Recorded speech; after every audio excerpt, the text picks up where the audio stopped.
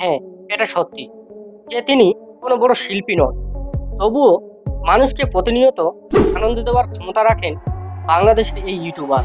ভীষণ খারাপ কন্টেন্টকেও যে ভালোভাবেও হিট করিয়ে দেওয়া যায়, সেই রহস্য একমাত্র উনিই ভালো জানেন। রোগা পাতলা চেহারা, শর্ট হাইটের হিরো, রং বেরঙের পোশাক পরে যখন স্টেজে পারফর্ম করতে ওঠেন, খুশিতে মাতোয়ারা হয়ে ওঠেন দর্শক মণ্ডলী।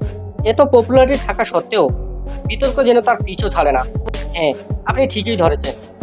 আমরা আজ কথা বলছি বাংলাদেশের জনপ্রিয় নাম আশরাফুল হোসেন আলম, অর্থাৎ হিরো আলম। আমরা তাকে নিয়ে কি না করেছি, মিম থেকে শুরু করে খিল্লি, মজা, এমনকি কটূক্তি করতেও পিছু পা হয়নি। কিন্তু এই সফলতার পেছনে যে করুণ গল্পটা রয়েছে, সেটা জানার চেষ্টা করেছি কি?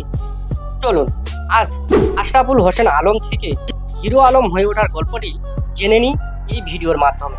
বাংলাদেশের বগুড়া জেলার এক নিম্ন মধ্যবিত্ত পরিবারে জন্ম হয় আশরাফুল আলমের। ছোটবেলা থেকে মায়ের ওপর বাবার অকথ্য অত্যাচার দেখে বড় হচ্ছিল এই ছেলেটা। আলমের বয়স তখন মাত্র 10 বছর। এর মধ্যেই অন্য এক মহিলাকে বিয়ে করে ঘরে তোলেন তার বাবা, যার কারণে ঘর ছাড়া হতে হয় আলম আর তার মাকে। বহু রাত নিজের অসহায় মাকে নিয়ে রাস্তায় রাত কাটাতে হয়েছে হিরো আলমকে। পকেটে পয়সার অভাবে দুবেলা দুমুঠো খাবারটুকুও জুটতো না হিরো আলমের। কিন্তু কোথায় আছে না রাখে হরি মারে কে। সৃষ্টিকর্তার কৃপায় হঠাৎ রাস্তায় কুড়িয়ে পায় একটি সোনার কানের দুল। একটি সাক্ষাৎকারের মাধ্যমে হিরো আলম জানায়, সেই দুল বিক্রি করে 800 টাকা জোটে তার হাতে, আর সেই টাকা দিয়ে চানাচুর আর আচারের ব্যবসা শুরু করে কিশোর আলম। কিন্তু এইভাবে আর কতদিন? কিছুদিন পর চানাচুরের ব্যবসা ছেড়ে কেবল চ্যানেলের ব্যবসা ধরে ফেলে।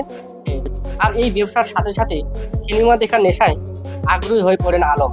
শুধু কি তাই, এর মধ্যে নাচ, গান, অভিনয়ের স্বপ্ন দেখতে শুরু করেন কালো রঙের পাতলা ছেলেটা।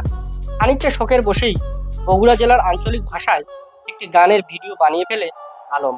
নিজের কেবল চ্যানেলে সেটি দেখাতে থাকে। এরপর হঠাৎ সে জানতে পারে ইউটিউব নামক একটি প্ল্যাটফর্মের কথা। তড়িঘড়ি করে সেই কেবল চ্যানেল ছেড়ে ইউটিউবে সেই ভিডিও আপলোড করে প্রথমবার। বেশ, আর তাকে পেছন ফিরে তাকাতে হয়নি। মাত্র কয়েক ঘন্টা ভাইরাল হয়ে পড়ে সেই ভিডিওটি। সোশ্যাল মিডিয়া জুড়ে মজার সব মিম ছড়াতে শুরু করে আলমকে নিয়ে। তাতে আরও ভাইরাল হয়ে পড়ে আশরাফুল।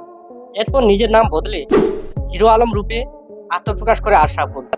কখনো খারাপ গলা, বেসুরো গান, কখনো বা গায়ের রং, কিংবা রোগা চেহারার জন্য নানানভাবে অপমানিত হতে হয়েছে হিরোকে।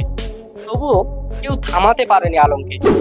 নিজের দুর্বলতাকে স্বীকার করেছেন সবার সম্মুখে, আর বারবার বলেছেন, আমি শুধু চেষ্টা করি, নিজের কাজ দিয়ে মানুষকে আনন্দ দেওয়াটাই আমার একমাত্র লক্ষ্য।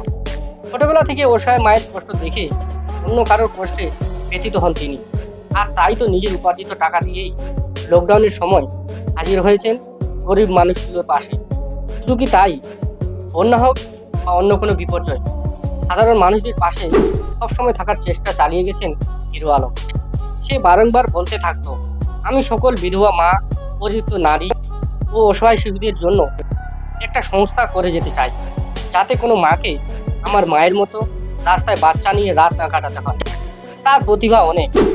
এত সমালোচনা, কটূক্তি, অপমান কোনো কিছুকে গায়ে না মেখে নিজের স্বপ্ন পূরণের লক্ষ্যে এগিয়ে চলেছেন হিরো আলম। ভালো থাকবেন স্যার। এপার বাংলার মানুষ ও বাংলা রূপকথার তরফ থেকে রইল আপনার জন্য অনেক শুভেচ্ছা। এমন আরও ইন্টারেস্টিং ভিডিও দেখতে আজই ফলো করুন আমাদের পেজ বাংলার রূপকথা। আমাদের একমাত্র ইউটিউব চ্যানেল বাংলার রূপকথা অফিসিয়াল সাবস্ক্রাইব করতে ভুলবেন না কিন্তু।